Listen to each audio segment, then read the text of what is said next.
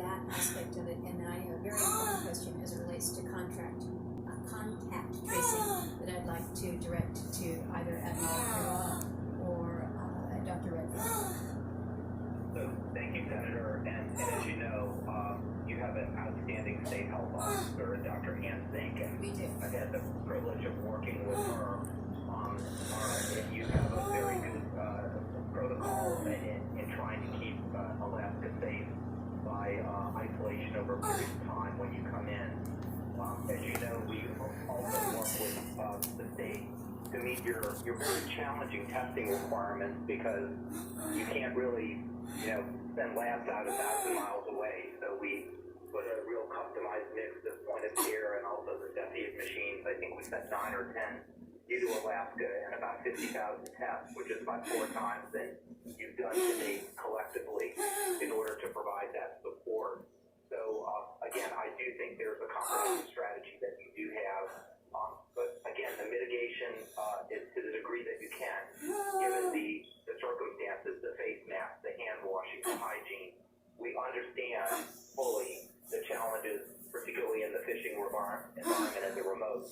But all these have to come together: the testing, the tracing, the mitigation, the hygiene factors, to try to keep your community safe.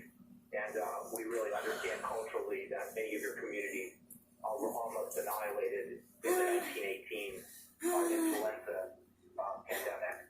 So, and that memory is still very sharp and very hurtful to many of the citizens. So we want to do our best to assure them that we're giving them all the protection we can. So, Admiral, let me turn to Dr. Redfield, because this relates to contact tracing. I think this is a very, very key part of how we move forward into getting people back to work, getting people back to school. Right now, we have about 100 people that are involved in contact tracing in Alaska. That's clearly not sufficient. There's been talk about a national strategy, but I think we recognize that we have teams in place, whether it's AmeriCorps, whether it's Peace Corps, whether it's our public health corps. What more do we need to be doing to make sure that once you've been tested positive, you know then what happens after that? Who else needs to be brought into this? And I'm not convinced that we're focusing enough on that aspect of how we move to reopening. We haven't done the contact tracer. Thank you very much, Senator. I want to just re-emphasize what you said. I think contact tracing capabilities is critical. It's going to be the difference from succeeding in containing this outbreak from once again wide-scale community transmission or not. We're positioned, as you know, to redeploy the number of CDC, over 500 CDC individuals. We have another about 650 that we're trying to put in through our foundation. But most importantly, we're trying to work with your health department, with the resources that we've been able to give because of the Congress supplementals. Also, as you mentioned, with these other agencies, with LabCorp, with AmeriCorps, the Census Bureau, to work together and have the state develop their tracing capacity. Some states have reapplicated state work. Some states have reapplicated National Guard while they begin to do this. But I agree with you when I said it's going to be a significant effort to build the contact capacity that we need in this nation. It will be state by state, but it's going to need to be augmented, probably in your state, from what you just said, at least 5 to 10 fold. And we're there to work with the states to help them to accomplish. That needs to get in place before September. We need to move on. Thank you. Thank you, Senator Murkowski. I don't want to cut any senators off, but we have 8 more senators who have 5-minute rounds, and it's 12:30, so I'd like to request of the senators and the witnesses succinct questions. Try to stay within 5 minutes. Appreciate it. Senator Haslett. Well, thank you, Mr. Chair. Thank you and the ranking member for having this hearing. Thank you to our witnesses today. And please pass our thanks along to all of the hardworking women and men in your agencies who I know have been working virtually around the clock to try to improve our response and keep Americans safe. And Mr. Chair, I hope you and all the witnesses are healthy and safe today, as is everybody on your team. I wanted to start by echoing the comments my colleagues have made about needing leadership from the CDC and our public health experts on how we are going to use facts and evidence as guidance so that our schools and our daycares and our businesses have the information they need to be safe and sustainable plans to reopen. And of course, that means that our testing capacity not only has to be enough, but it has to be flexible enough to meet our needs. The key distinction between South Korea and the United States is not how many tests per capita over a certain amount of time, but the fact that at the onset of the pandemic, South Korea was much more able to do a lot more tests per capita than we were, and then follow that with all the other measures we talked about. So that we continue the need to identify the need and then build our capacity towards the need, not the other way around.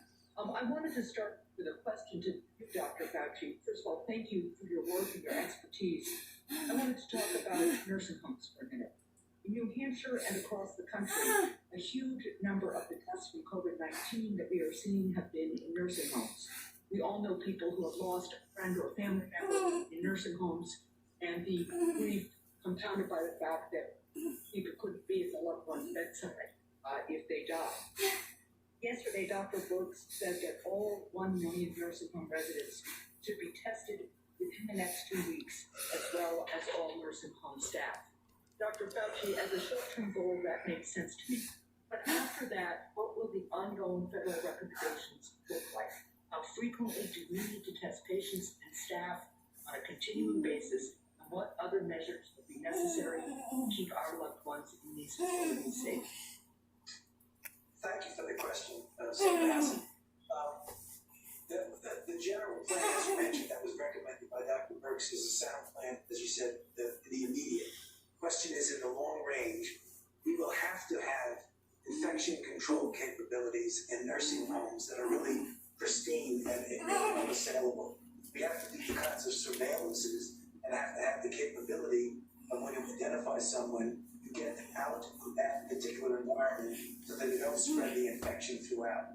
So general testing for all, I think, is a good start. But when you look where you're going to go in the future, there has to be a considerable degree of surveillance capability. Thank you, Doctor. The White House is now requiring all staff to wear masks and anyone in regular contact with the president to test daily.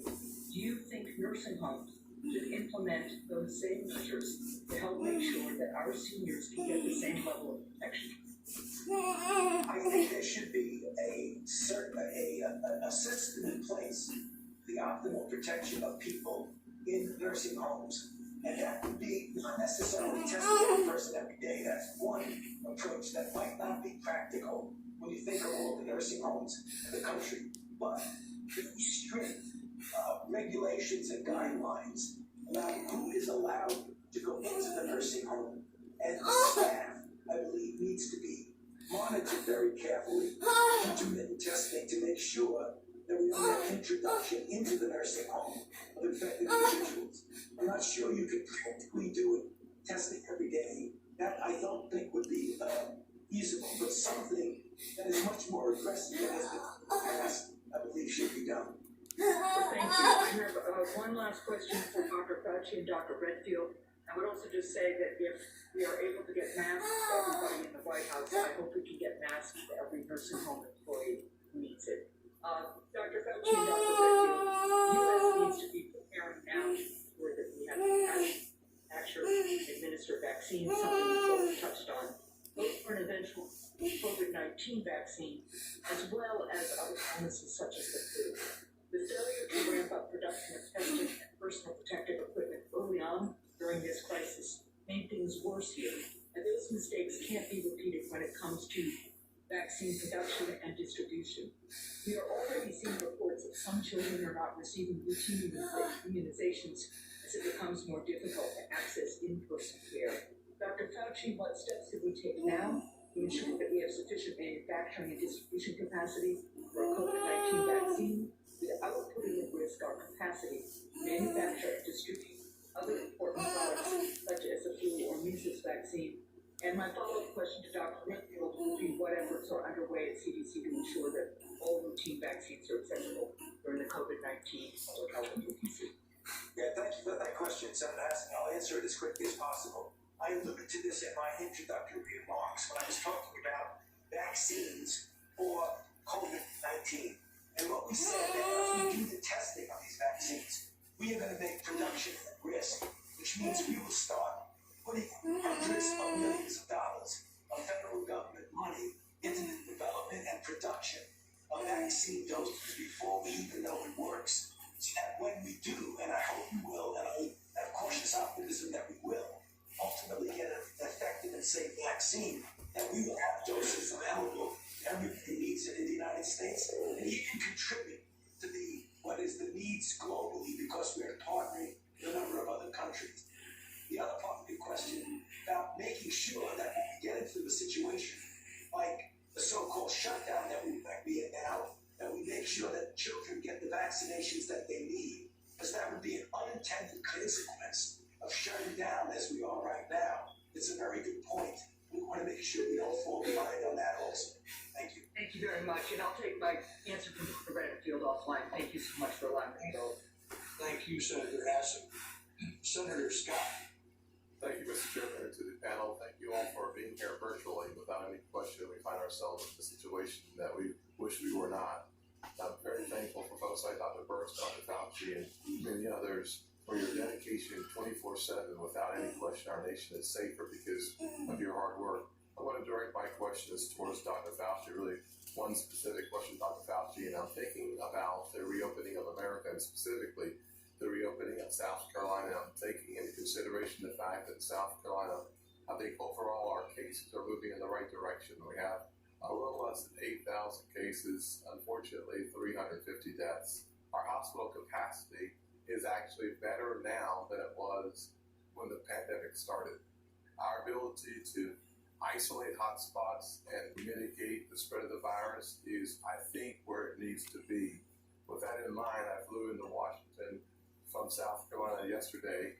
We have plans to test additionally 220,000 more residents by the end of this month, focusing on at-risk populations. By the end of this month, we will have tested 100% of nursing home residents and the staff that takes care of them.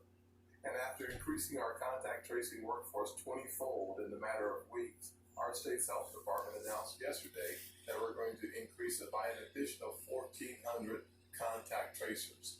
We have built and we continue to build the tools necessary to better detect and isolate cases, to map their exposure, and to prevent substantial spikes moving forward. Most importantly, our healthcare system, thanks in part to flexibilities from this administration, has the beds and the equipment necessary You to could have address said the something most when I serious knocked. cases when they arise. Now, with these tools in hand, we have begun Hi. to reopen. To be clear, Oh, you're we recording it. continue to scale up testing I'll shut and up to now. take measure to protect the most vulnerable. And the data points are increasingly clear. For older Americans and for those with chronic conditions like diabetes and high blood pressure, this virus remains a threat, a dangerous threat.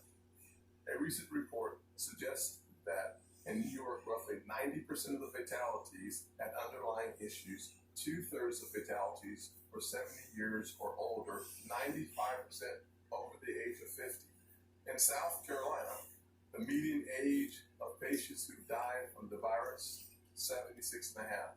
Nearly 2/3 of fatalities have been patients older than 71, and nearly 90% were over the age of 60, and roughly 98% in South Carolina are over the age of 50. Contrast that with those aged 20 and younger, where we've seen no deaths. Fewer than 1% of deaths in my state have been under the age of 40. Every single death is a tragedy.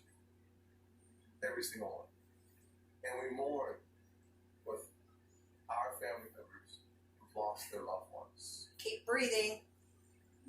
We are taking every measure to protect our older older South Carolinians as well as those with underlying conditions.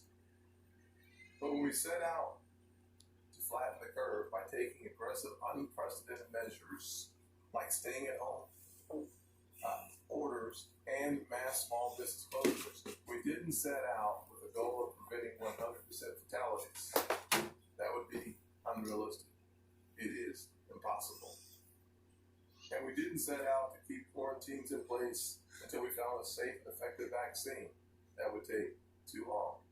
Dr. Redfield, your agency put out a helpful graphic showing two curves. One, which spiked quickly and peaked high, reflected daily cases without protective measures. The other, flatter curve, showed cases with those measures in place. And the whole point, which the graphic illustrated, was to make sure that we did not exceed hospital capacity. So, while I respect the need for caution, we are too often presented with a false dichotomy, either saving our economy or saving lives. We've seen the goalposts around flattening the curve move, and I think that's unfortunate. Because at the same time we're doing that, businesses have collapsed. Mental and physical health have declined. Depths of despair escalate, education and outcomes nosedive, as we wait in our living rooms praying for some good news around therapies and around vaccines. We set out to flatten the curve, and I think we've done a pretty good job of that. We need to do better, and we will do better. My question, Dr. Fauci, is as we start the process of moving towards reopening South Carolina, what else would you suggest that we could do to protect our most vulnerable populations? Thank you, Senator Scott.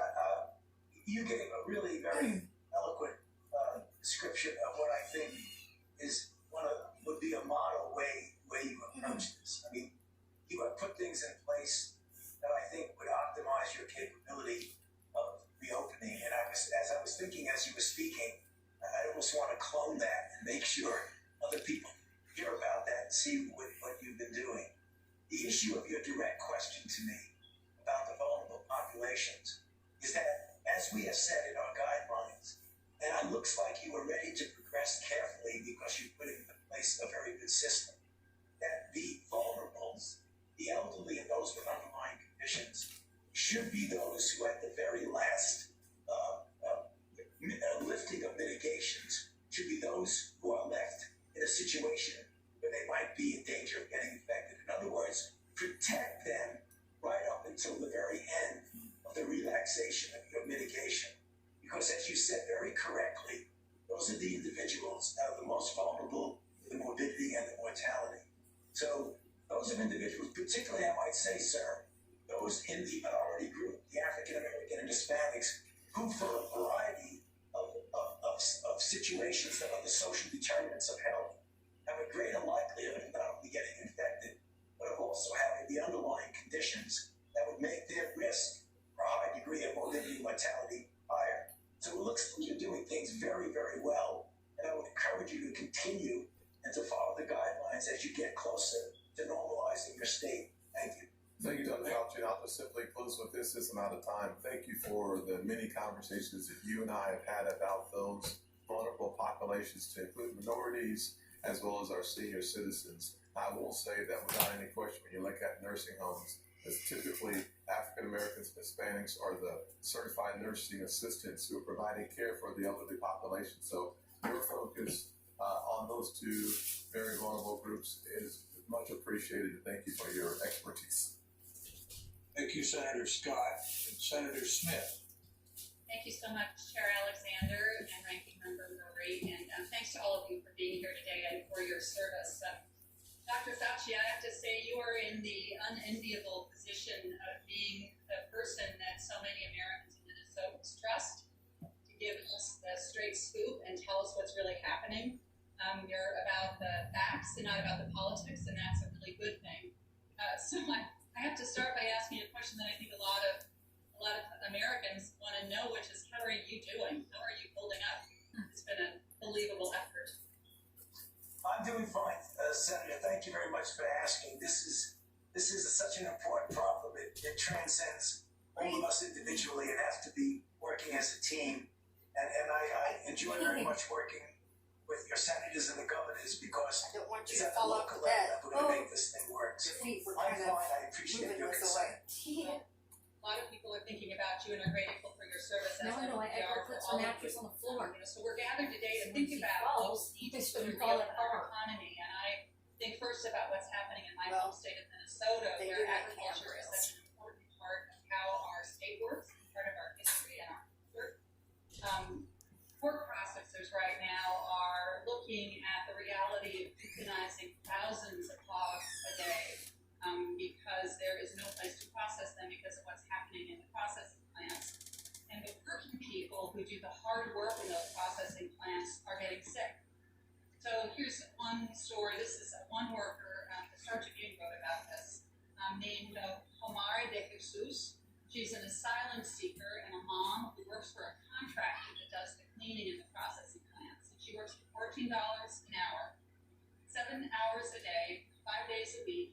Her job is to sanitize the machines that process the meat into ground meat. And she started feeling sick on April 11th, but she kept going to work. And on April 21st, when one of her coworkers fainted, she told her supervisor that she felt sick, and so she was told to go home, but that if she didn't show any signs of illness, she should come back. She went to the doctor, and she paid $115, did a test, and found out a few days later that she was COVID positive. She's still at home. She's not getting paid, and she doesn't have health insurance. And nearly 2 weeks ago, President Trump deployed the Defense Production Act to keep these processing plants open.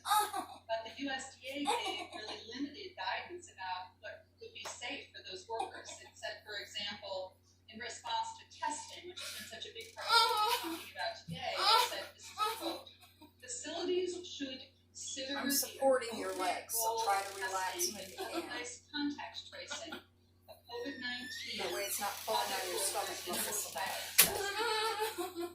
So Dr. Fauci, as we think about how we move forward, we all want to open up the economy. What guidance would you give us in a situation like this here in Minnesota? Well, Breathing. I can give you my common sense guidance, although this is not the area of my expertise.